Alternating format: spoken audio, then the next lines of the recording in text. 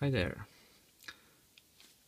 I got something new today for the iPhone, but I guess you can also get it for the micro USB.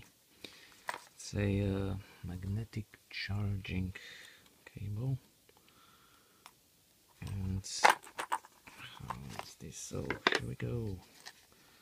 So this is basically it. You like a normal USB, and you have this magnetic side of the cable. If I can get this sucker out. Yes, I can.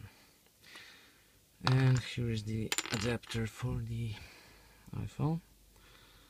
And what you do is stick this end into your iPhone, like so, and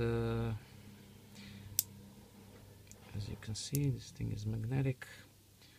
It makes the contact and charges your iPhone.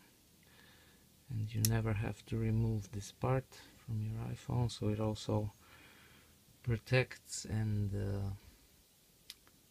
how should I say, makes your plug last longer. Does that make any sense? Because you're not sticking it into your iPhone all the time, in and out and in and out.